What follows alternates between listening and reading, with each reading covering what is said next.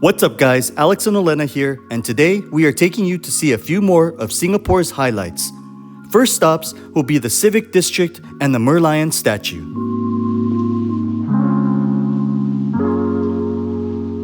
To get here, you'll want to take either the red or green MRT to Raffles Place stop.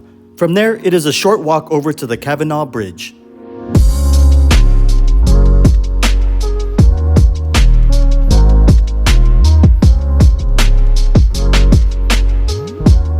Just to the right side of the Kavanaugh Bridge, you'll follow the pathway over to the Merlion statue. Be on the lookout for clearly marked signs or just follow the crowd.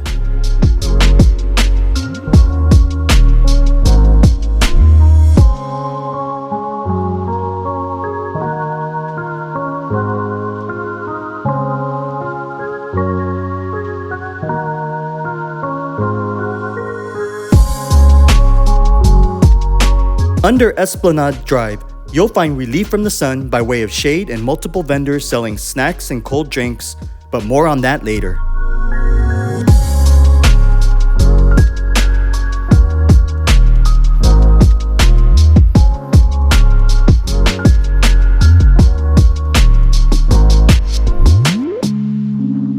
The Merlion is the official mascot of Singapore. It is depicted as a mythical creature with the head of a lion and the body of a fish. Its name combines mer, meaning the sea, and lion. The body represents Singapore's origin as a fishing village, and the lion head represents Singapore's original name, Singapura, meaning Lion City.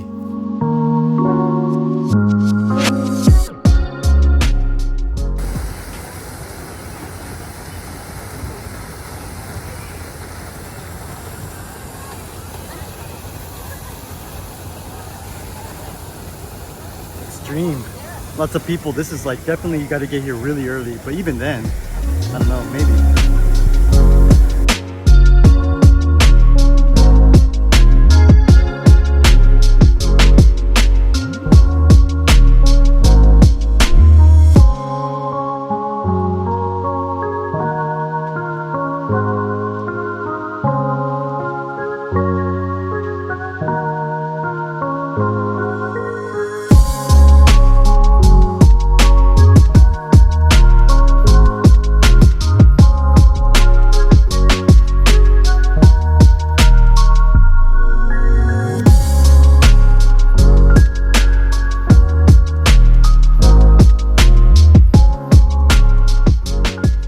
Merlion popsicle.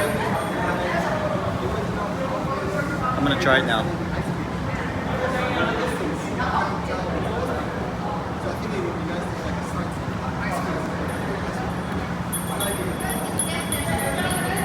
It's not very sweet. I can taste the mango, but it's not sweet at all. So I give it a 5 out of 10. The Fullerton, now a luxury hotel, was originally known as the Fullerton Building as well as the General Post Office Building. It was named after Robert Fullerton, the first governor of the Straits Settlements.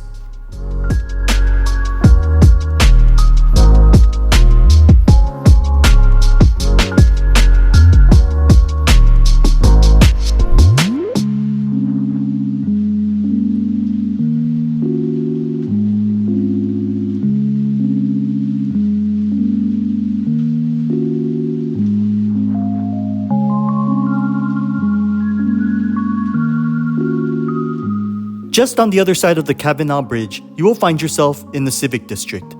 The area houses a collection of historical buildings and museums, namely the Arts House, which was formerly the Parliament House, and the National Museum of Singapore, which was formerly the Raffles Library and Museum.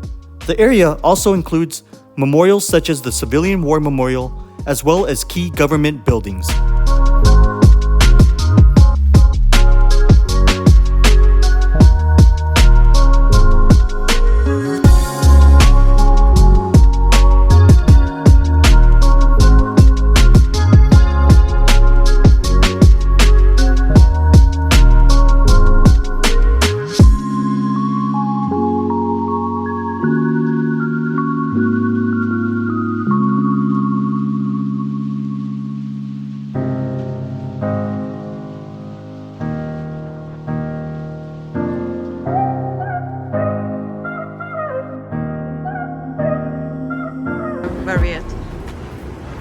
We are getting ready to do a free Chinatown walking tour.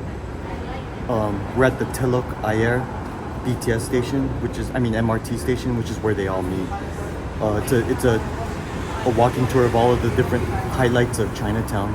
So we'll see what it's like. Normally we do these in Europe. Never done one in Asia. So yeah, we'll check it out. I think it'll be fun.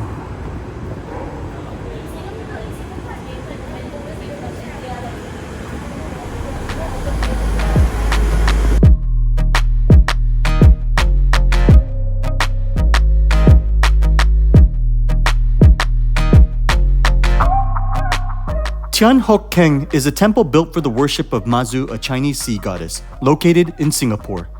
It is the oldest and most important temple of the Hokkien people in the country. Another shrine at the back is Buddhist, dedicated to Guan Yin, the Mahayana Buddhist Bodhisattva of mercy.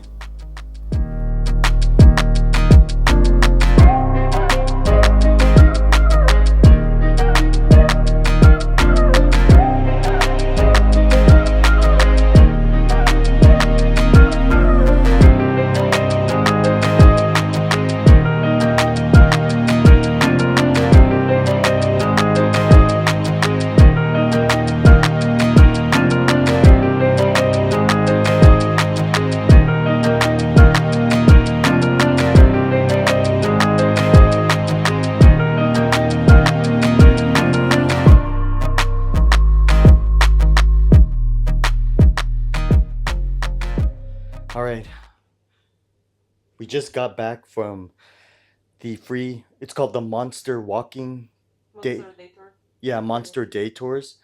And unfortunately, we were there for, I guess, what, 45 minutes or so. And we decided to leave the tour 45 minutes I into would it. say even less, maybe like 30 minutes. It felt like a long time. Yeah. So, so there's two reasons why we left. One was because it was raining like crazy, and we couldn't really continue. It was just like pouring, and I didn't have an umbrella. We didn't have umbrellas, so we'd have gotten soaked being at a walking tour. And then the other major big reason was at the beginning of the tour, our guide.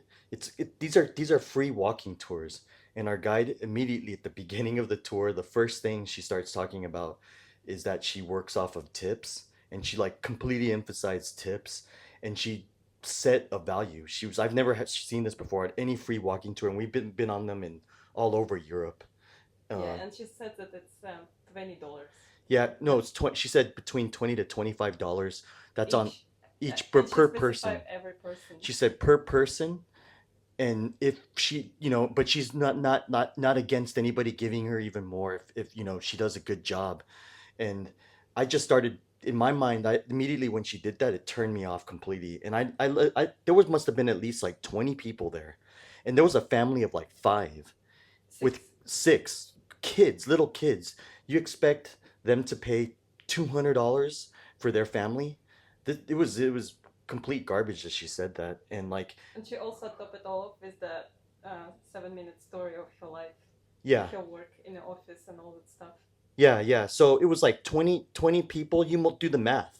That ends up being like $500.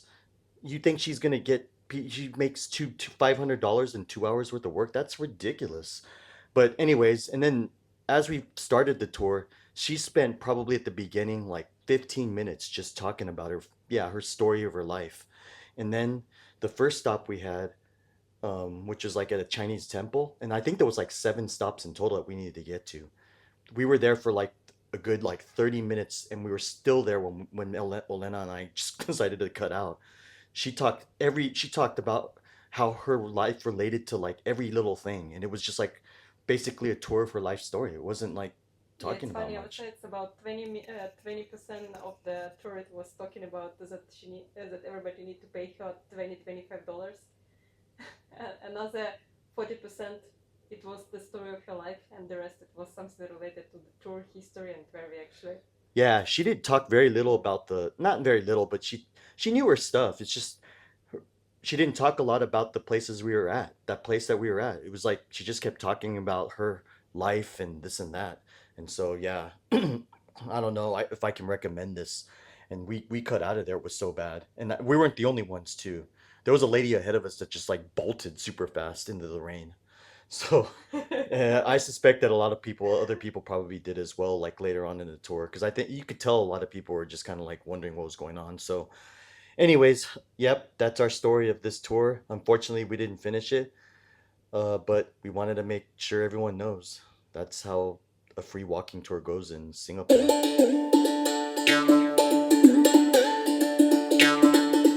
The area we were staying in is an ethnic district known as Little India.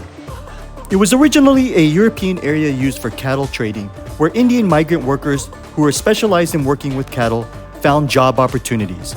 As a result, the neighborhood became almost entirely ethnically Indian.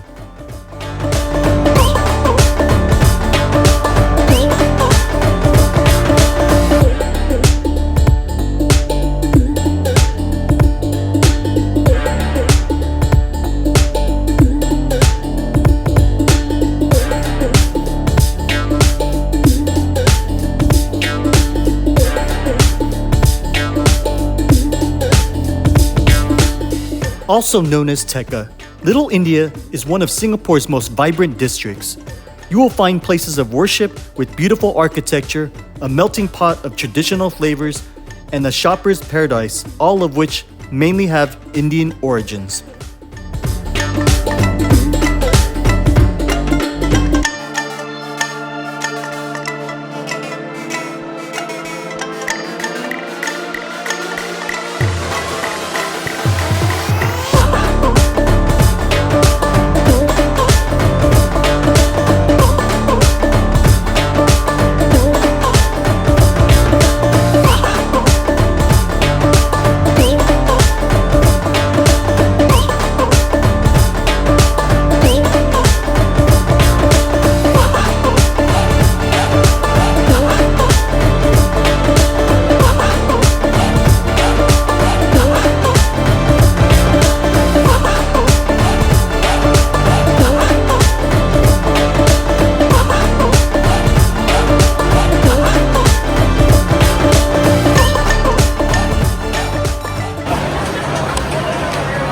This is the middle of Little India. The food court has like mostly Indian type food. There's some Chinese stuff mixed in, but I'd say it's the majority of it's all Indian food. Also, all the shopping, it's all about Indian fashion. Yeah, and all the people here are Indian. It's pretty cool.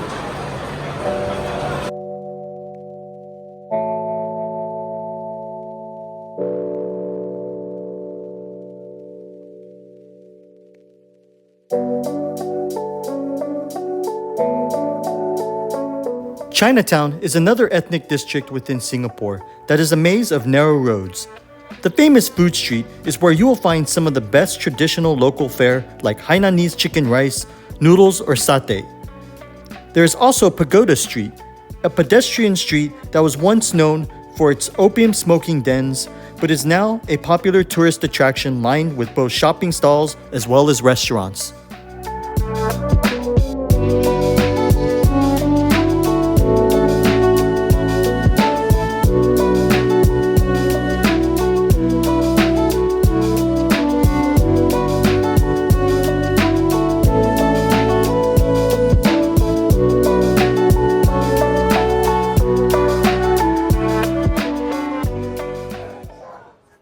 We are in Chinatown now. On the Pagoda Street, there's a lot of restaurants, small shops.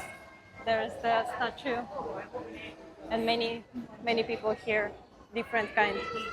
Yeah, and this is like a really nice walking street because you can find shopping, you can find like restaurants to This eat. was at Mexican Chinese cuisine, so if you're Mexican Bombay. oh, Mexican Indian Yeah, restaurant. but I think that's what it was called, was Mexican Bombay. Yeah. So yeah, this is definitely an area that you want to visit if you're in Singapore. The Chinatown walking streets. What's the name of the street? Pagoda Street. Oh, Pagoda Street, and you Yeah. can see that on the sign over there. Yeah, there's also a couple, I think, significant cultural heritage buildings. Yeah. Yeah. Yeah, we're Former gonna show food you all hall. around. We'll show you all the food, and Yeah, it's further not down is the Hindu temple. okay. Yeah, so we'll check that out.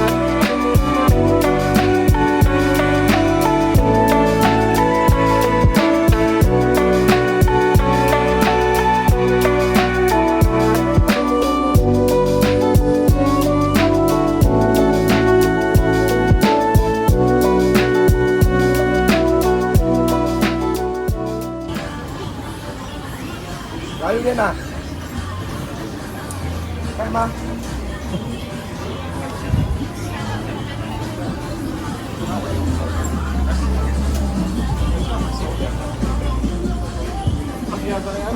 Can you smell the fart? Huh? Can you smell the Yeah. fart? Durian is actually is more of a Malaysian fruit, so it's gonna be even more popular in Malaysia, and it's gonna be less expensive too. Cause that's pretty. They had like a little thing. It was like $50. So.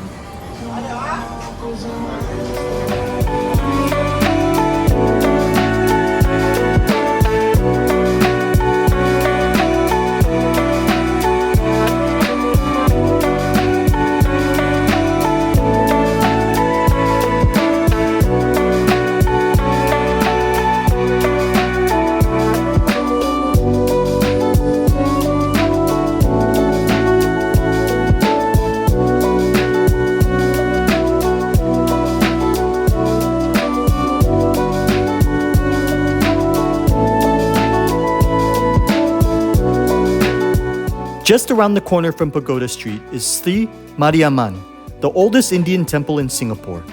It is built in Dravidian style and serves the majority of Hindu Singaporeans and Tamilians.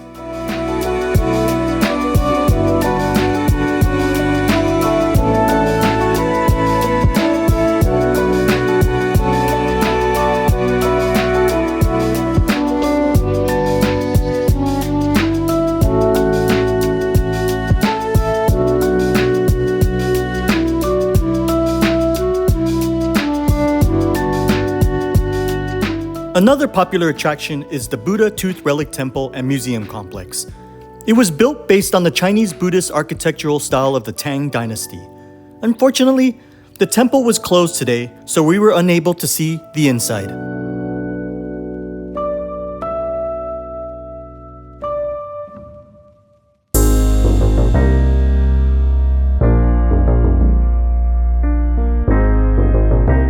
Orchard Road is the country's top shopping, dining, and entertainment hub. Roughly 2.5 kilometers or 1.6 miles long, it is lined with shopping malls and restaurants ranging from the budget-friendly to high-end luxury. It's basically one giant shopping mall.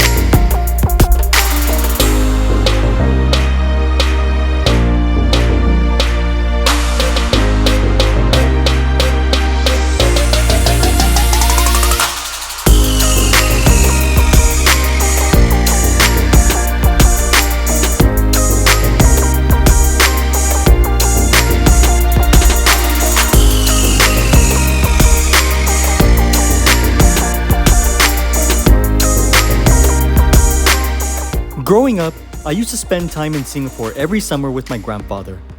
He used to have a condo just off of Orchard Road at Elizabeth Towers, and I couldn't visit Singapore without bringing back some memories. And oh, have times changed.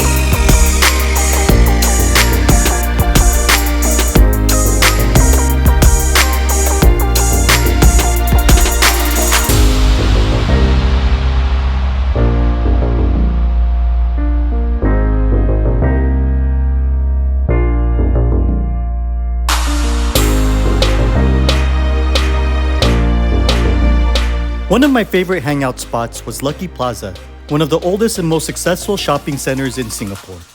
Here, you will find small independent retailers as well as a melting pot of groceries and food catering to the migrant working community, namely Filipino and Indonesian. There are also day-to-day service shops such as salons, postal, and more.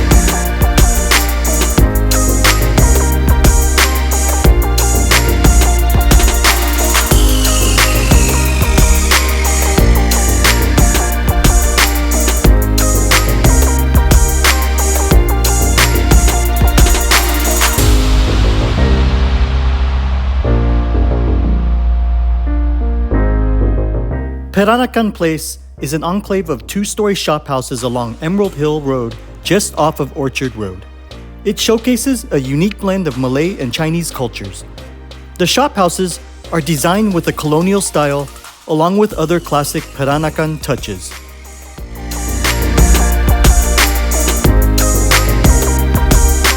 As always, if you enjoyed this video and found it to be helpful, be sure to hit that like button down below and please consider subscribing to our channel. Stay tuned to our next videos as we make our way to Malaysia.